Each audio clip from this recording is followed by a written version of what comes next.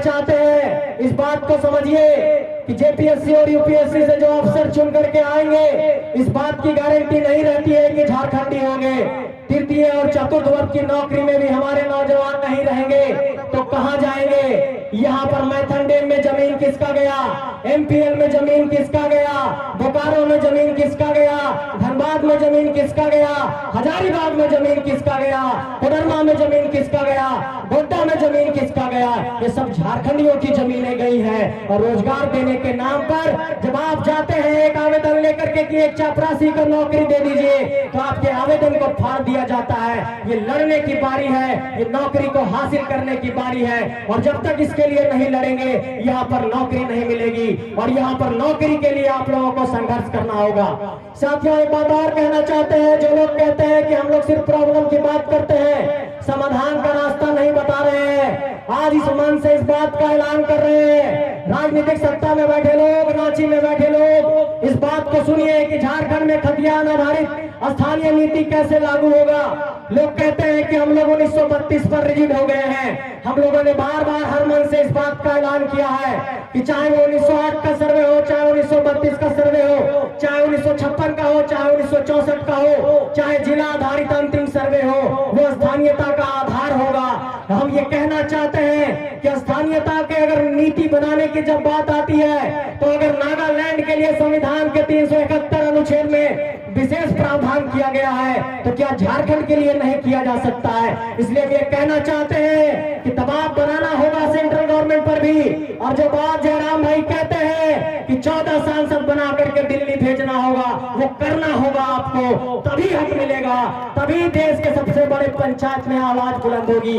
और देश के सबसे बड़े पंचायत में जब तक ये आवाज नहीं बुलंद होगी, तो आप लोग ये सोचते होंगे कि हम लोग सिर्फ झारखंड में विधायक बना करके अपना हक हासिल कर लेंगे, तो ये नहीं हो पाएगा। क्योंकि उन लोगों को ये जवाब देना होगा कि जिन 14 लोगों को हम लोगों ने भेजा, उन लोगों ने झारखंडियों के आधार पर, झारखंडियों के हक अधिकार के लिए कितना वहां पर सवाल उठाया है। और देश के प्रधानमंत्री से भी एक सवाल है कि जो झारखंड 40% खरीद देता है, और जो हमारे भाई कहते हैं कि मैं पूछना चाहता हूं कि 9 सालों में क्या सेंट्रल गवर्नमेंट ने झारखंड के ऊपर कोई एक कैबिनेट बैठाई?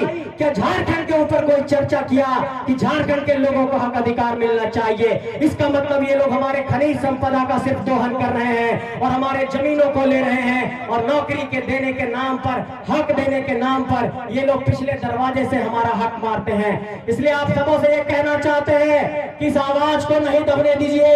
ये झारखंड में 23 सालों के बाद एक आवाज उठी है, और यहाँ पर कई मुखिया जिला परिषद पहुंचे होंगे, कई पंचायत समिति के सदस्य पहुंचे होंगे। लोग कहते हैं कि कैसे बनाएंगे 81 विधायक और 14 सांसद। हम ये कहना चाहते हैं कि झारखंड के 264 प्रखंडों में, झारखंड के आप देखिए तमाम पंचायतों में जो 4235 पंचायत, 4345 पंचायत है, सब जगह मुखिया और जिला परिषद हम लोगों ने झारखंडी माटी का बनाया है। तो जिन 264 प्रखंडों में हम 4345 मुखिया बना सकते हैं, 536 जिला परिषद बना सकते हैं, तो 81 विधायक और 14 सांसद इसी माटी से निकलेगा। ये हम कहना चाहते हैं मेरे साथियों। यही का मुखिया, यही का जिला परिषद विधायक बनेगा, यही के आम लोग विधायक बनेंगे, सांसद बनेंगे। ये कोई सवाल ना करे कि हमें राजनीति नहीं करना आता। अरे आप लोगों के पास करोड़ों करोड़ की संपत्ति है, लेकिन हम लोगों ने 2 रुपया और 5 रुपया इकट्ठा करके पूरे झारखंड को जगा दिया है। और ये लोग अब सोच रहे हैं कि इस आंदोलन को कैसे दबाया जाए, और एक आरोप लगाते हैं कि ये आंदोलन तो सिर्फ महतो लोगों का आंदोलन है, सिर्फ बोकारो और धनबाद में है। संजय मेहता कैसे आ गया, कृष्णा यादव कैसे आ गए, फरजान भाई कैसे आ गए, मनोज यादव कैसे आए, ऐसे जो तमाम लोग यहाँ पर हैं, वो लोग कैसे पहुंचे इस आंदोलन में? ये आंदोलन पूरे झारखंडियों का आंदोलन है। जो लोग ये आरोप लगाते हैं कि ये किसी जाति का आंदोलन है, वो हमसे डर गए हैं, और उनको हम ये बताना चाहते हैं कि ये झारखंड में नए इनकलाब की आवाज है, और ये इनकलाब की आवाज अब नहीं रुकेगी। ये आंदोलन आग पकड़ बढ़ चुका है, ये आंदोलन बहुत तेज हो चुका है। अब कोई भी पुलिस की लाठियां कमजोर नहीं कर पाएगी। डुमरी में हमारे भाइयों पर केस किया गया है, डुमरी में हमारे जयराम भाई पर भी केस किया गया है, हमारे मोती भाई पर भी केस किया गया है। उन पुलिस वालों को ये कहना चाहते हैं कि तुम्हारा ये 353 का धारा हमारे हौसले को कमजोर नहीं कर पाएगा। तुम केस मुकदमा करोगे, कलम कॉपी से लड़ने के लिए तुम हम लोगों को बाध्य करोगे तो कोर्ट में भी जाकर के तुमसे लड़ेंगे, लेकिन ये तुम्हारा केस मुकदमा हमारे हौसले को नहीं लड़ा सकता है। डुमरी में केस किया तो क्या हुआ? निरसा की भीड़ ने इस बात की गवाही दे दी है कि ये हौसला कमजोर नहीं हुआ है। निरसा की ये भीड़ यहाँ से संदेश लेकर के जाए।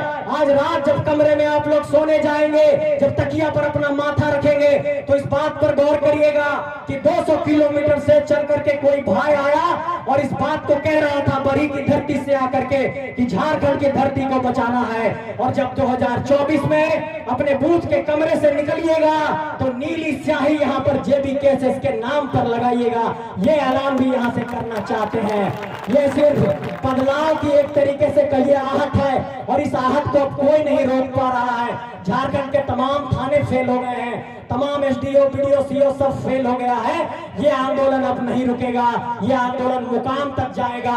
देश के सबसे बड़े पंचायत तक अपना प्रतिनिधि भेजेंगे, रांची राजधानी में अपना प्रतिनिधि भेजेंगे और ये जीत का जो झंडा है पीला रंग करके, इसको पारसनाथ की पहाड़ी पर जाकर के लहराएंगे, तभी हम लोग चुप बैठेंगे। ऐसे चुप नहीं बैठने वाले हैं। आप सबको बहुत बहुत जोहार, बहुत बहुत आभार। एक बार जोर से नारा लगाइए, जय झारखंड, जय झारखंड। तैयार है बदलाव को? नहीं तैयार है बदलाव को? जोर से बोलिए। साथ देंगे इस आंदोलन का, पीछे नहीं मुड़ेंगे ना, पुलिस की लाठियों से नहीं डरेंगे ना, आंदोलन गांव-गांव तक लेकर के जाएंगे।